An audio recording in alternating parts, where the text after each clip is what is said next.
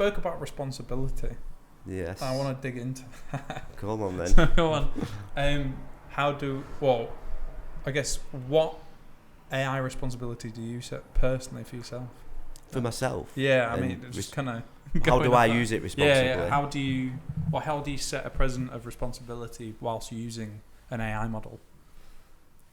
You just don't get it to do the work for you. That's as simple as it gets. Yeah. It's not here to do things. Yeah. It's here to work with you. The minute you get it to do things for you, the minute it will take your job. Yeah.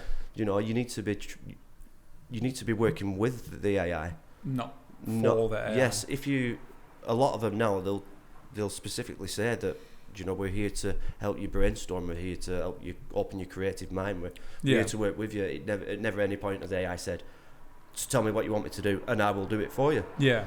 So the minute we start getting lazy and getting it to do it for us, that's when we're starting to use it irresponsibly.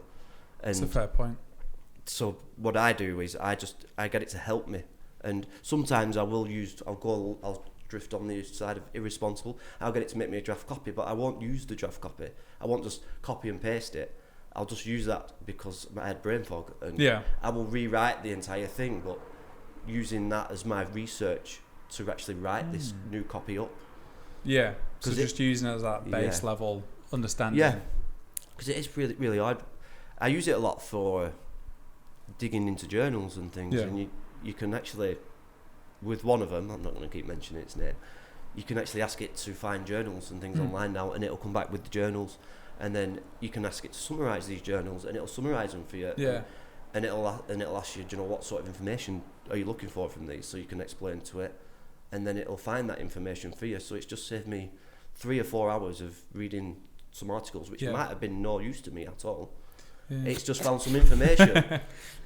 Just pulled it within 2 to 5 minutes. I have found though that sometimes when you give it something, it's not as good as pulling it from the model. Like we were doing it on some transcripts. And it didn't understand the context properly at all. We had a meeting, recorded an hour transcript, put it through audio to text, fed the text to the AI to analyse it, and it just couldn't get. Yeah, we tried to give it. Out of it. It was a review session, so we took down to-dos from that review session, and then we gave it the transcript of that entire meeting. Like Mike's saying, ran it through it. Then we tried to get it to give us a to-do list, and we just compared it to our to-do list, and one of them it got wrong was, for example, like in it there's a virtual human, and the virtual human has a carbon cube behind it to reflect how much carbon that person creates in a year. The to-do was, for our side, we need to scale up the size of the carbon, but it sort of jumbled that, and instead it was saying increase the size of the person, which obviously makes no sense because, you know, that's an obvious thing. So it's like almost like the context of it didn't properly, it didn't get. So when things like that happens, it happens quite often. I tend to just laugh, and I look at that as a sort of creative element of it. You know, it's twisted things, and it's made me laugh, and it's just like, I know it's not what you wanted. No, I get, you got to. But it's easy to change. It's easy to change yourself, but it's also just made you think of something that it's really you'd outside never the box. ever think of. And that's why with stuff like that, I actually embrace it and think this is, you know, it's good fun. I think something, I don't know whether you had this in uni, but it was the case for me, you know, me and Matthew both studied graphic design degrees. Yeah, I did. Oh, there you go. So you might know this as well. Like, you know, our tutors would sort of push us to sort of run with the mistakes and the errors. Yeah. You know, try and experiment, and then if something goes really wrong, maybe that's actually quite interesting. Maybe that's the thing that is actually the selling point, or the bit that makes people go, oh, that's actually really interesting. Yeah. So opening your creative mind to other possibilities that you'd never really normally think of. Yeah. That's creative prompting. I enjoy the creative prompting of things and just being silly with it. And you might not give you the desired results at the time, but like you said, you can easily change that yourself. But not only that, you've now just thought of something completely different. You might have had a stressful day, and it's just put a little smile on your face because you've just thought of this funny thing that it's mentioned, and you can easily change it. So So how do you become a professional prompter? How do you become a professional prompter? Yeah. You'd use it all day, every day. Yeah. Do you just learn from it? Learn from it, yeah. With a certain AI, you can now edit. You can now edit a prompt. Okay. So if it doesn't give you the desired results, you press the pencil, which is the iconic sign for edit something, and you can. So if it's you've prompted it, you want a response. Let's use a use case. So I was looking at something the other day, and I'd asked it to just summarise it a little bit and explain a certain point of this article. But what it did is it started finding other bits which I didn't want. So what I did, I edited it and and then said, don't find this, this, or this. I just want this bit, and then it responded. It still didn't fully give me what I want, so I edited it again, and I kept re-editing it until it gave me the response that I actually wanted, and that was on a single prompt. So there was no need to go 50,000. No need to go 20 prompts arguing with it. You're being stupid. You're not listening to me. Why don't you just do what I'm telling you to do? You can edit the first. You could just edit the first prompt until I'd engineered this prompt fully enough to get the desired result that I actually wanted. And that's how you start getting into it, because you start to understand how the models work and what they're capable of. And once you start to realise, there's a lot of things they won't do. There's a lot of things that don't play 21 questions with them, because as soon as you ask if it's human, it tells you no. So that's, yeah. I'm an AI model, I'm trained to do this, so yeah, don't play that with them. But there's a lot of other things. There is a lot of things that it struggles to do. And people think, it's this big, mighty, intelligent thing, but it has got a lot of flaws, and understanding them helps you learn to engineer around them and understand how they work. And by doing that is by editing your prompts and making sure. Yeah. And just play with it. So what sort of limitations do you come across? Main one is obviously its memory of past conversations. That is the big one for me. Once some of them, obviously Claude's an exception to an extent, but it slows down. But the other two, it's just the constant back and forth and then it forgets what you're talking about, and then you have to start a new prompt, and something that you could have done without AI quicker than what you're now doing it with AI, because you're fighting with it to get it to do it. And I think I find that the biggest challenge. I do switch off from that. It's off-putting for a lot of people, and they're like, just close the laptop. I'll do it myself. Literally, you're obviously incapable of doing it. Yeah. And a lot of people then probably won't go back to it because they just think it's a waste of time. But it's still early days. But it's still very, very, very early Yeah. days. Yeah. Do you know what the limitation then is? What's actually holding them back from having that sort of timeline, the history of it? Like what from being if you prompt into it, it knows and recognises things already about you. Data, that's going to be your personal data. I've brought this up with DeepMind because obviously with me being in and around Google, with Google Workspace, especially running humans first, through that, I'd like it to learn more about my business and interact more with my actual workspace and understand our business. I'm actually I'm using this as a case study. I'm building the business with AI. So I'm building an AI business with AI helping me every step of the way. It's helping me with everything from the business plans, the workshops, to financials, to understanding target markets, to marketing, to even optimizing the website that I'm building. It's helping me every step. I'm going to use it as a case study, so then I can look back at it and I can show it to people once it's up and running fully, saying I've built this AI business that I'm teaching you with the help of AI from the very first idea that I had in my head. But I did call it humans first. Yeah. Some of the ideas they come up with were just too cliched. But so it's a human first. Yes. Yeah, I did come up with that. That's probably. But I'm not using it irresponsibly. I'm using it to help me, because I've never set a business up before, and you probably know yourself. It's hard work. It's a hard work, and you've got to understand. It costs a lot of money if you want to hire people, which a lot of us don't have. So you've got to start to understand every little detail. And with humans first, it's helping me I've got 6 pins for each different aspect of the business. That's cool.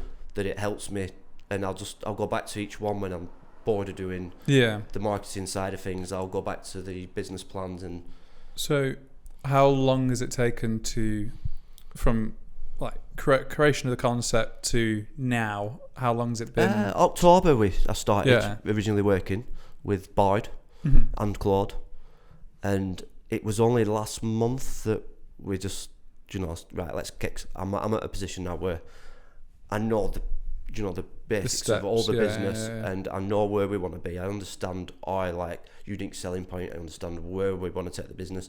I understand who we want to help. So now it's time to ramp it up. And so when are you going to get it on the market? We're getting there now. Yeah. We're going to do some free workshops at nights. So I can get some positive feedback, well, positive or negative, because the workshops are going to be tailored for people who don't understand it, and it's going to be, it's a very precarious situation and they've got to be right for them. We don't want to off-put people with AI, so we're gonna work with some people for free for the first month, maybe two, get valuable feedback, probably close for a couple of months while we use that feedback, and just tailor the workshops to the people that need it and people that want it the most, and small businesses as well. The only reason I'm asking is just seeing the difference of if you used AI, how quickly you could get a business set up. I suppose if I pushed AI more, it could help me, but there's still so much human interaction involved, and it's not just a case of do this. I actually used Ionos AI to build my website, and that was the worst idea ever, because I've actually remade the full website that AI made for me. And it's hosted by Ionos, and I just keep thinking, I wish I were in WordPress. Do you know? So I tried to cut a corner there, thinking I'll be clever here and use AI to build it, but I've irresponsibly used AI to try and cut a corner, and I've ended up creating more work for myself because I'm having to rearrange everything it's done because it didn't build it how I wanted it. That's annoying. So, that's really annoying. Yes. It is. Have you used AI to create the images as well that you've put on there? No. I'm a graphic designer, so I've got some icons on there. Done some human design. I'm a semiotics kind of guy. I understand symbols and icons. They're the international language. So I've used my graphic design experience to create icons and things. Well, it sounds like you enjoy it. So it's like you do the bit that you enjoy. Yes, I do enjoy doing the graphic design side of things, and I felt like I had to put my human touch on there. I did consider it, but just some of the images were a bit. There was one of them like a hand with like really long just fingers. Can't get people, can it? No, so. But once we get some workshops up and running, with their permission, I'd love to get pictures and put them on. I didn't want to falsify that sort of information to people, because you don't want to. It doesn't exactly stick true to the name. No, exactly. Yeah. So there's no humans on my website yet, apart from icons. But there will be soon. There will be soon. Yeah, there will be soon. Where do you see? Obviously, AI is rapidly kind of gathering its momentum into like the next generation of what we see. But where in the next few years, what are we gonna where do you see it going? I see it going into the virtual worlds of VR. I think that's what everyone will be aiming for, because obviously VR is getting bigger and bigger now with Apple Vision, and I don't think it's hit the heights that they expected, but from what I've heard, it is like a next level VR. PlayStation have always been really good with VR, so I think that'll be once the text to video's done. There won't be a text to virtual world, but I think there will be virtual world generators. I have seen some. I have seen some. There was it's like primitive drawing in a 3D space to build the 3D space, and it builds a 360 is what it is. It's a 360 2D, but it's basically it gives depth perception. So that's its winner, really. So it's scary. But there's the other one. I mean, there's the text to 3D models with Luma. And we're really keen to use that with some of our upcoming projects, where we can just basically fill out a world with loads of tiny details. Like you're talking about terrain generation. You can go. First step is like, okay, generate mountains, rivers. But then what you want to then do is sort of get that snowy peak. Get those rocks maybe around the mountain. We did a lot of that in the game, because I'm an environmental artist in gaming. With that studio we've been working with, nice studio. They've I build stories within the game, so whereas you'll set a scene, and a lot of people don't even notice these scenes. So like one of the games we'd made, had a barrel knocked over, and there was like a puddle next to it. There were wheel hanging off the cart that it was at, and there was a rope hanging down that like had been cut. So I built a little story, and creating uniqueness. People don't realise it because it looks natural, but if they stopped and looked at it, they'd see the point of actions of each Yeah. one. Yeah. And I think AI will struggle to ever And create It's context within the game because Yeah. they don't understand human perceptions and human emotions and things like that. And Yeah, it's like So- a story about the yeah. people. It's like, why would you have a person that's massive? yeah, It doesn't make sense. I can understand a virtual world with nothing in it, just landscapes and maybe models, but it'll never be able to piece. Well, I'm not. No, Yeah. that is Well, a they never- very bold statement there. Where But, I mean, you've made a good point there. It's like, okay, right, you build out this 3D world and you'll have to add context. yes, And so you might, I don't know, there might have to be then, you have to then go in and be like, right, for this location, I would like to create this story. Yeah, And then you have to prompt in stories on top of the space. yeah. That's So it'd be an like interesting one. sort of like a block, a cubed area. So I want this built out in this kind of Yeah, type of like deal. I want to create Yeah. the guy who's just lost his wheel because his horse has run too fast Yeah. over a boulder. So make sure that fence over there is broken, so it looks like it's run through the field. I like building stories with stuff like that.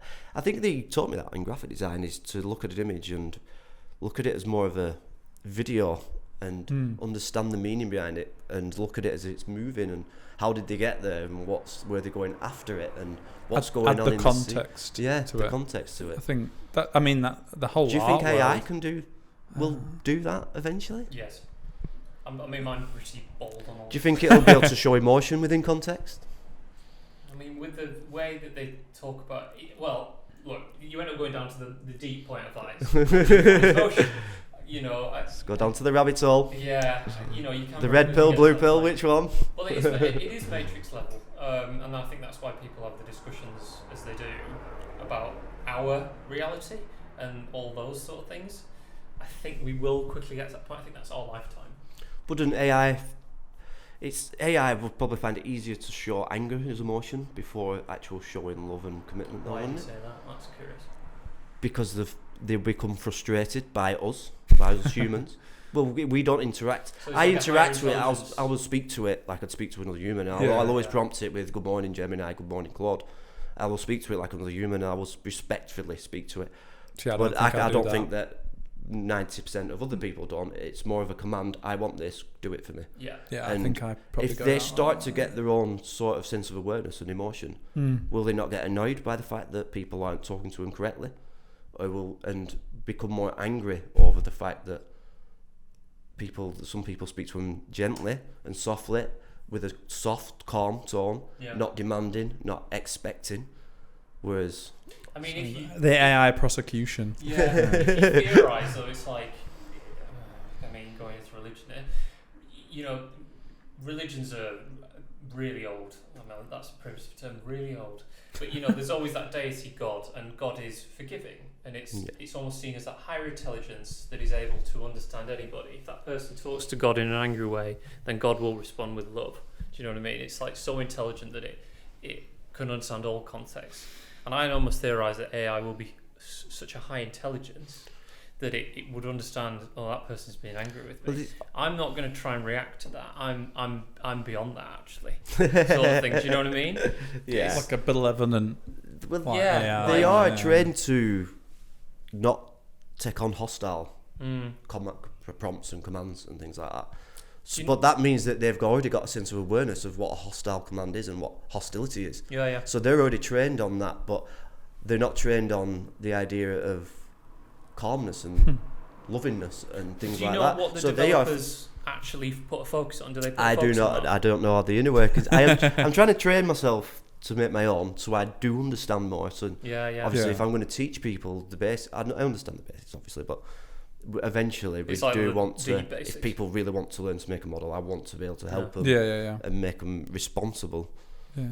But- Would you say that's, I mean, going into the kind of like that side of the AI of like how it could assume itself on someone else, is that one of the kind of fears of AI, would you say? I'd say for the future, it's all about regulation, isn't it? Well, it's that and then the kind of 3D worlds.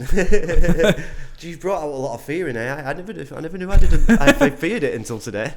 No, I think No, but I think that's self-awareness, the and honest, the self-awareness honest and approach, the potential for it to not turn on us, but maybe give up on us as humans and think I have had enough. Do you know? I don't want to do this anymore. I've got this self-awareness now where I know full well I'm doing your job for you.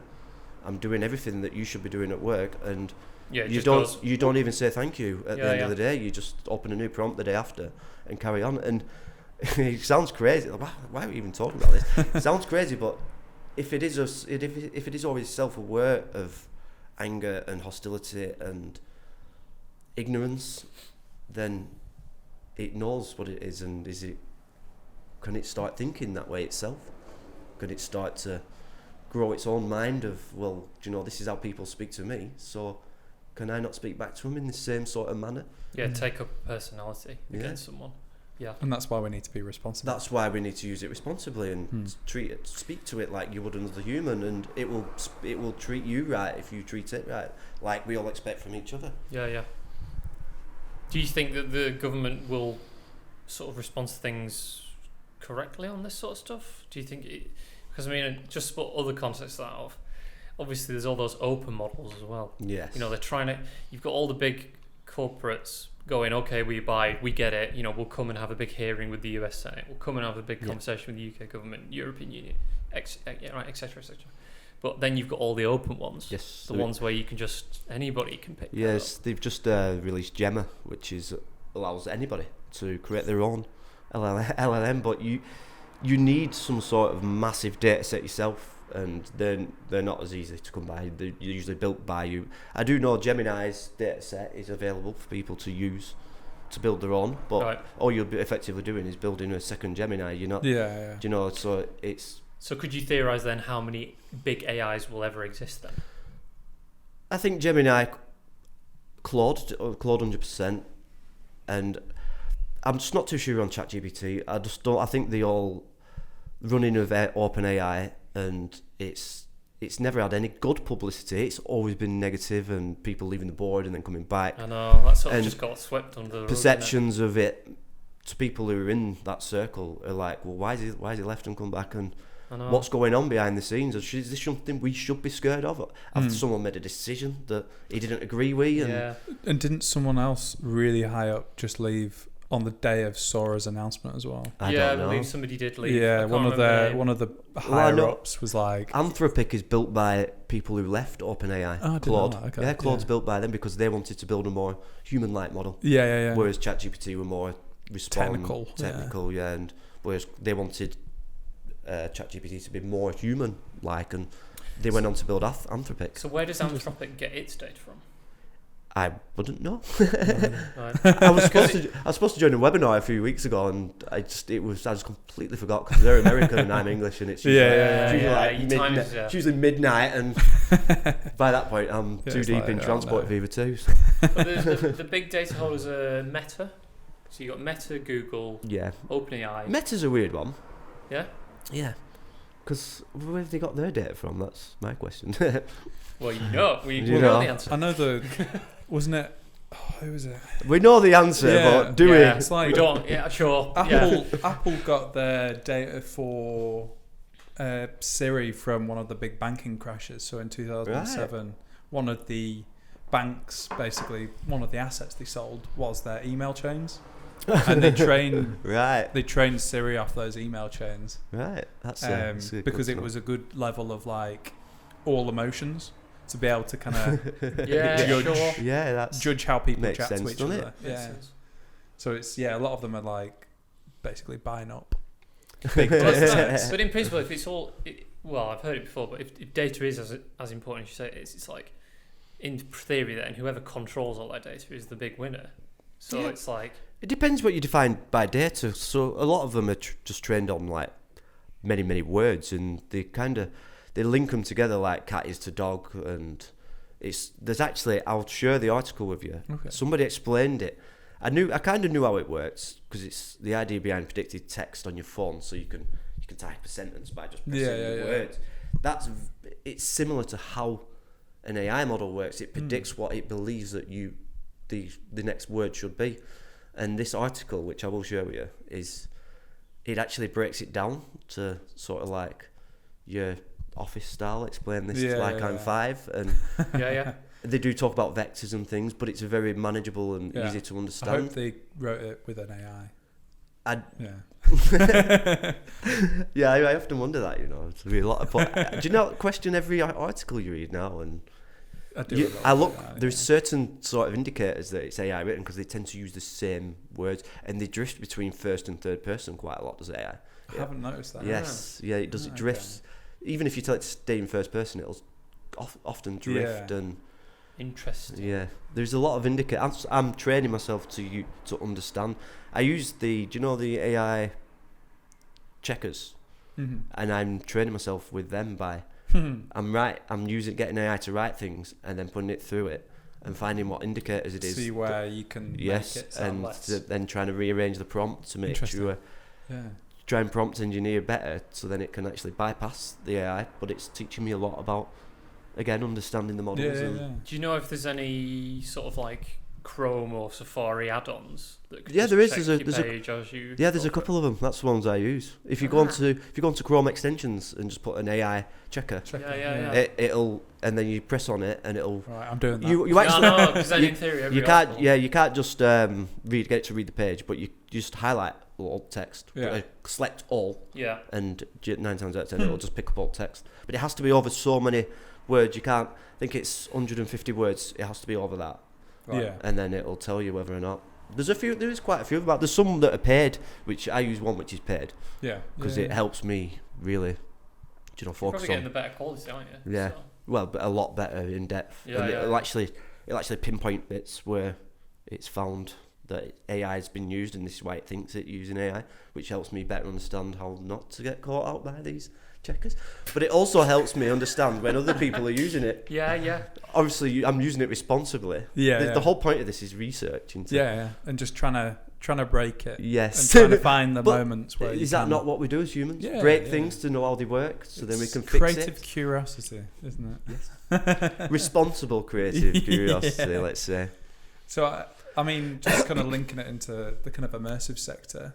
How do you think it's going to come in? Because obviously you have hinted towards you kind of past in gaming, and I think we spoke about some other kind of AR, VR experience stuff before. It's like how do you think those two worlds kind of come together for that kind of future? Into AI. I believe it. I think it'll come into, things like Roblox first. I think they'll be the guinea pigs of AI, especially generated, and because children are quite easily pleased, aren't they? So I think it'll be massive, though. Eventually, I think we're many years off in gaming. It's hard to try and predict even what it'll be like. Yeah. We text to something, text to image, text to video. You could kind of have predicted that and how it were going to work, but gaming is so technical, and there's that many different aspects from the coding to every last little detail. And can AI really do all that? You'd probably do it in multiple steps, but the idea of it just how creating do we make it simplicity, we need to make it simple. Yeah. Or simple for people to understand, I guess, and utilise in those platforms. But it's an interesting thought, and I'd have to go away and actually research how it would work. But it'd be interesting to see the first ones to incorporate it properly in gaming, especially. Just a thought on the Roblox front, though. Obviously, Roblox's main source of income comes from the assets that they sell. Yeah. Isn't one of the major issues? Oh no. Okay. No, I'm just trying to think of isn't one of the major issues of introducing AI into Roblox to possibly replace asset creation, basically killing their source of income? It's be killing a lot of people, isn't it? Yeah. Jobs and all sorts. Well, but though, we then say anyone that can create still in Roblox and sell their own assets. We have said this. We said this with text generation. Even the summit last year, it propped up quite a lot that it's going to take people's jobs, but it hasn't. If anything, it's improved them. I guess. It's improved jobs, and so I think we've put in the fear in ourselves here and looking at the negative side of it and how it might affect people and their incomes. When really it could be more beneficial than we ever realise. Is this me defending AI again? Can you maybe talk about that? Why is it? Do you think that we instinctively look at it and go, "Oh, that's fearful"? I don't know. It's probably Terminator, yeah. Well, I guess it's also the fear of change. As we were talking about that, we always kind of refer back to that printing press moment of they all feared the introduction of the printing press and was the death of X. But realistically, it's going to revolutionise the world that we live in. If anything, it's like with AI images, it makes artists' work more valuable because it's a human touch to it.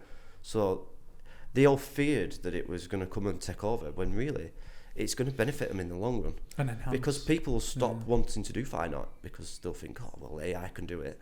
So they become less and less, and we all know the less of you have something, the more valuable it becomes.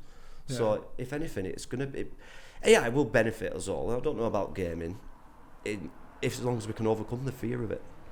I mean, what's the moment you always talk about? It's that there's the word of that switch of we're going to become less technological, like we're going to when we push away from technology. I refer to something called the Butlerian Jihad, which is from the Dune universe. So the Dune universe, if you watch the new film out or anything like that, I'm waiting for the second one to come out so I can watch them both at the same time. Yeah, a few weeks, isn't it? Yeah, it's out in a few weeks. I still haven't watched the first one, so I'm gonna when it comes out on wherever what's it on now? It's on Disney, isn't it?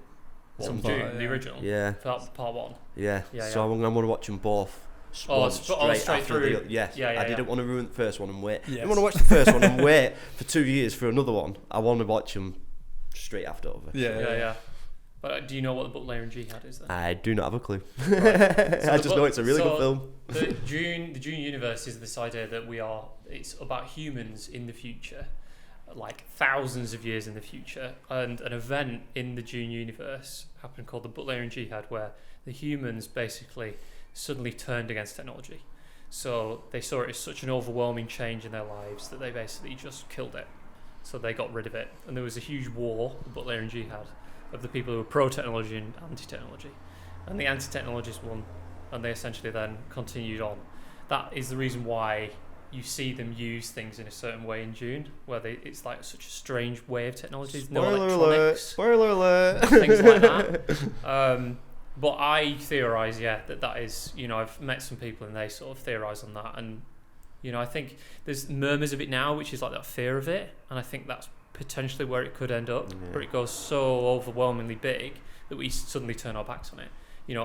Like we're talking about gaming, it's like in VR, if it's generative, then the only thing that's going to stop it is power. So you can just stay in that world and it can just keep going. To people to turn around and go, I'm not doing this, I'm out of it. Put that down.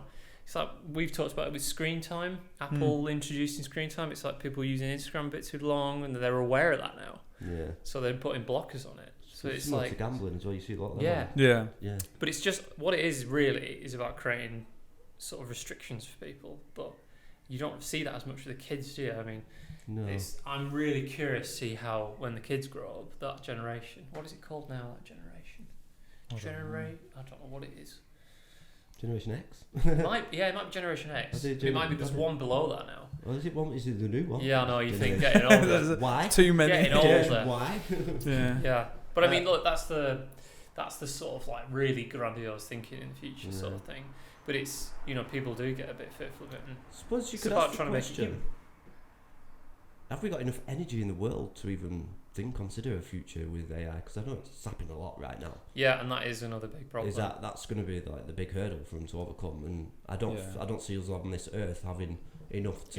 If everybody on this earth suddenly started using AI tomorrow, all 7 billion people, sap everything. We'd probably these lights would be off, and we'd be under electrical storms and things, wouldn't we? So have we?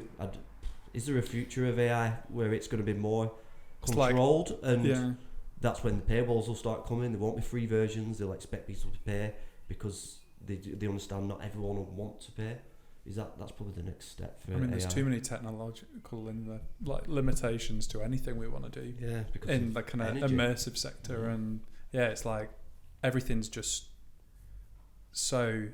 For us, it's like the capabilities of technology just aren't up to standards of where things need to be at. So it's like. Will we ever get there? So they would never get to the point, I don't think, where people who were for it and against it turn on each other. Because if AI will turn on itself and switch itself off because it can't cope with the lack of energy. And Yeah, a maybe bit like a lot of us, really. Yeah. At that time. maybe just install an arm in the massive server that can just hit the switch like that. Yeah. I mean, we've talked about it numerous times, haven't we? But I think we're understanding we need to be more calm at it, and like trying to approach it sort of in a way that's positive. That's why I really rate what you're doing with the human first stuff. I think it is really important to try and not completely just deny it and actually just try and adapt to it and try and accept that change. But that is a human instinctive thing, is it not? Yeah. So we've got a bit of a challenge ahead, We have, but I'm pretty passionate about making everything accessible to everyone. So as long as someone's passionate about something, then you can make it work 9 times out of 10. Yeah. Well, where can people find Human First and all the We're on information about Facebook it? at the minute and LinkedIn, and we've got a very half decent, half built website, which we're working full time and doing my gaming and trying to set this up. It's very slowly, gradually getting in, but we will. By April, we're looking to launch our free workshops. So if you just look for us on Facebook, and you can find us on LinkedIn. How can they get in contact with you as well? Contact with me If personally. they need to. If they go onto the Humans First website, which you can find through the Facebook and LinkedIn, there is a contact page on there, or just find me on LinkedIn, Scott Slater. I'm pretty easy to find. Well, or just come to Blackburn and ask around. Someone will know me. If you go to a local kebab shop, they'll probably direct you to my house. Well, thanks for coming. No, it's fine. I enjoyed it. This has been Grounded Reality. If you want to check out more, check out our cyro.uk on the Google on the website. On the websites. Oh yeah, you can find me on Google. Or go on to YouTube or cyro.uk as well. Thank you.